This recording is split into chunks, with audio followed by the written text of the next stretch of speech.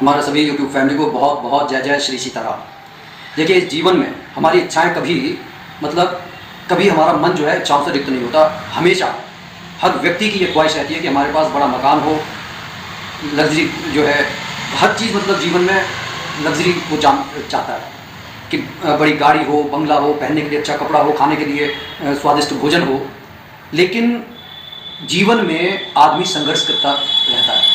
कारण उसके पीछे सीधा सा एक है कि उसका जो लक्ष्य है वह अपने जीवन में उस लक्ष्य को निर्धारित ही नहीं कर पाता। वो उसका जीवन बस ये है कि मैं आज ये पालूं, कल वो पालूं। अपनी वो ऊर्जा को पूरी तरीके से ख़त्म करता चला जाता है। और मैंने कई बार कहा है कि ये जो सारा संसार बना हुआ है ये ऊर्जा से बना हुआ है। कोई जिस चीज़ को हम ये कहते हैं कि निर्जीव है, उसके अंदर भी ऊर्जा है।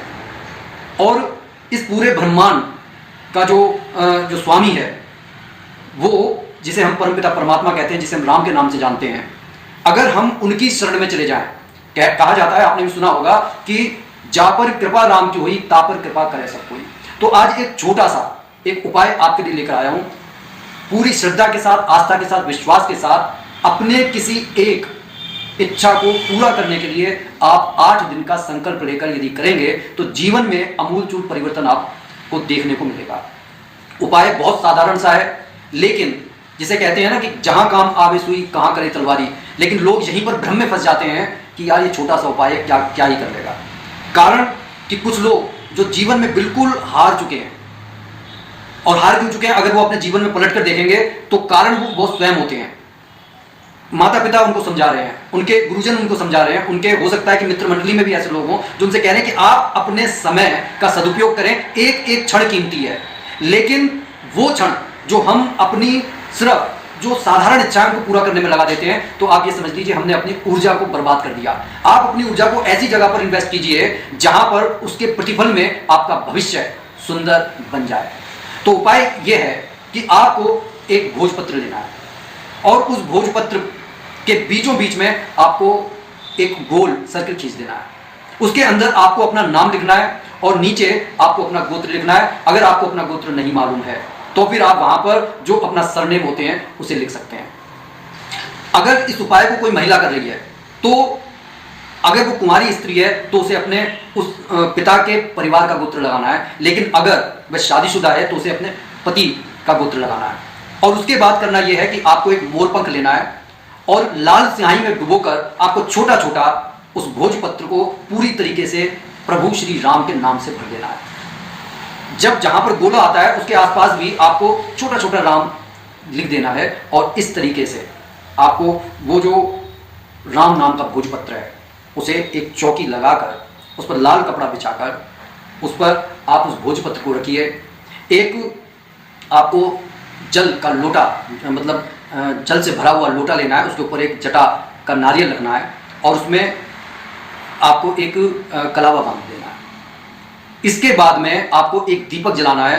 शुद्ध देसी घी का अगर हो तो बहुत बढ़िया बात है, नहीं तो आप तिल के तेल का इस्तेमाल कर सकते हैं। और कोशिश ये करनी है कि वो भोजपत्र न जल जाए, क्योंकि इस दीपक को आपने वो जो गोला बनाया है उस गोले के बीच में रखकर उसे प्रज्वलित कर देना है। ध्यान रहे कि भोजपत्र नहीं जलना चाहिए। और उसके बाद में आपको गणपति, सबसे पहले आप संकल्प लें अपनी एक इच्छा का कि हे हनुमान जी, मैं आपकी शरण में आया हूँ। आपको प्रभु श्री राम की सौगंध है कि आपको मेरी ये इच्छा पूरी करनी है और मैं 8 दिन नित्य नियम के साथ आपकी पूजा करूंगा। हाँ, एक बात का खास तौर पर ध्यान रखें, ऐसा कभी ना करें कि आज आपने सुबह पूजा कर ली, कल को आपने शाम को पूजा कर ली, कभी दोपहरी में पूजा कर ली। ऐसा ना करें। एक समय निश्चित कर लें। अगर दोपहरी में पूजा कर रहे हैं तो दोपहरी के समय को चुनें। चाहे फिर कोई भी कार्य आ रहा है तो आपको सबसे पहले इंपॉर्टेंस आपको इस नियम पर देना है कि आपको ये पूजा करनी है, तभी इस पूजा का प्रतिफल हमारे को मिल सकता है। इसके बाद में आपको गणेश भगवान का 5 बार नाम लेना है, फिर राम के नाम को आपको 11 बार लेना है और 1 बार हनुमान चालीसा पढ़नी है। और वो हनुमान चालीसा पूरी श्रद्धा के साथ, पूरे विश्वास के साथ एक एक शब्द को आपको उच्चारण करते हुए, चाहे वो मन में उच्चारण करें, चाहे आप जोर से उच्चारण करें, लेकिन वो आराम से करें। अगर आप बहुत तेजी के साथ में हनुमान चालीसा कर रहे हैं तो कम से कम 9 पाठ करें, और अगर आप सही से कर रहे हैं तो आप 1 पाठ करें। उसके बाद में राम नाम से उसको पूरी तरीके से संपुट लगा दें, हाथ जोड़ दें और इस अगले दिन आपको संकल्प नहीं लेना, अगले दिन आपको सिर्फ गणपति जी का नाम लेकर इस प्रक्रिया को दोहरा देना है। दीपक वही प्रतिदिन आपको प्रज्वलित करना है, उसमें जोत बदल देनी है। 8वें दिन अगर जैसे आपने मंगलवार से मंगलवार को 8 दिन या शनिवार से शनिवार को 8 दिन अगर आप करते हैं, लास्ट वाले दिन आप पूजा करने के बाद में, अगर आप रात को पूजा कर रहे हैं तो अगले दिन कर सकते हैं, लेकिन अगर सुबह को पूजा कर रहे हैं तो शाम तक या रात तक उस पानी को जो आपने लोटा भरा है उसे अपने घर के अंदर छिड़काव करके किसी पौधे में डाल दें और नारियल के ऊपर वो जो भोजपत्र है लिखा हुआ भाग उसके ऊपर लपेट कर 7 बार कलावा बांधकर आप इसे किसी मंदिर में जहाँ पर प्रभु श्री राम का दरबार हो, हनुमान जी हो, मुख्य रूप से ये हनुमान जी के पैरों में समर्पित कर देना है। और वहाँ पर आप अपनी प्रार्थना करके आ जाइए कि हे प्रभु मेरी इस इच्छा को पूरा कीजिए, मेरे जीवन से संकट को हटा दीजिए। क्योंकि जीवन में आदमी को रुपए की परेशानी रहती है, दुश्मनों की परेशानी रहती है, रिश्तों में करवाहट की परेशानी रहती है।